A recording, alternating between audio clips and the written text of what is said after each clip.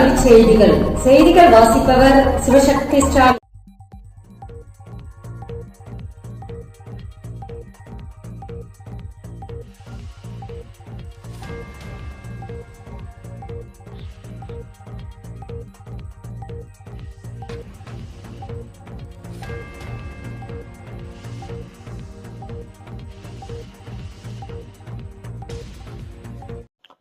பகுதி நேர பிஇ படிப்பு விண்ணப்பிக்க அழைப்பு.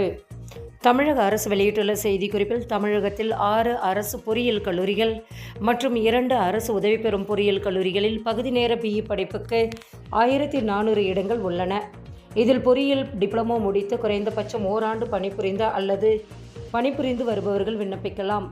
நடப்பு கல்வி ஆண்டுக்கான சேர்க்கை ஆன்லைனில் விண்ணப்ப பதிவு தொடங்கியுள்ளன. மேலும் விவரங்களுக்கு www.ptbe.tnea.com என்ற இணையதளத்தை பார்க்கலாம். பள்ளி பாடத்திட்டத்தை மாற்றி அமைக்க புதிய குழு. தமிழ்நாடு அரசு உத்தரவு.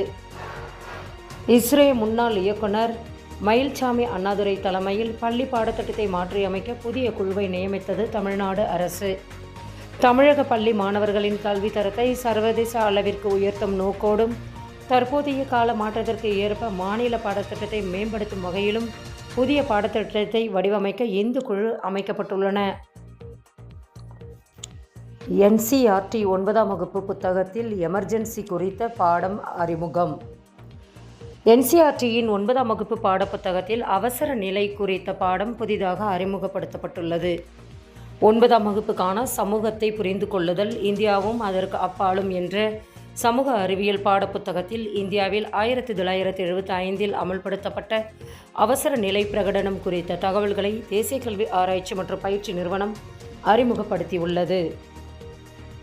தேசிய நல்லாசிரியர் விருதுக்கு ஜூலை 10ஆம் தேதிக்குள் விண்ணப்பிக்கலாம். அனைத்து மாவட்ட முதன்மை கல்வி அதிகாரிகளுக்கு பள்ளிக்கல்வி இயக்குனர் எஸ். கண்ணப்பன் அனுப்பியுள்ள சுற்றறிக்கையில், 2026ஆம் ஆண்டுக்கான தேசிய நல்லாசிரியர் விருதுக்கு தங்கள் மாவட்டத்தில் அனைத்து வகை பள்ளி ஆசிரியர்களும் ஜூலை 10ஆம் தேதிக்குள் ஆன்லைனில் விண்ணப்பிக்குமாறு கேட்டுக்கொள்ளப்பட்டுள்ளன. உரிய வழிகாட்டு நெறிமுறைகளை பின்பற்றி எவ்வித புகாருக்கும் இடமில்லாமல் செயல்பட வேண்டும் என தெரிவித்துள்ளார். அரசு பள்ளிகளில் ஜூலை 10ஆம் தேதி மகிழ்முற்றம் மாணவர் குழு பதவியேற்பு.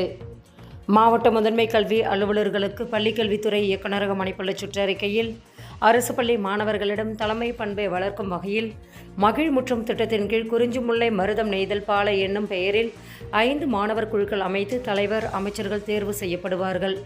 இதன் மூலம் மாணவர்களிடம் அரசியல் அறிவு சார்ந்த அனுபவங்கள், ஆளுமை திறன் மேம்பட மாதிரி சட்டப்பேரவை, நாடாளுமன்றம் நடத்தப்படும். இதற்காக பள்ளி தலைமை ஆசிரியர்களுக்கு பயிற்சிகள் வழங்கப்படும். செய்திகள் நிறைவடைந்தன. வணக்கம்.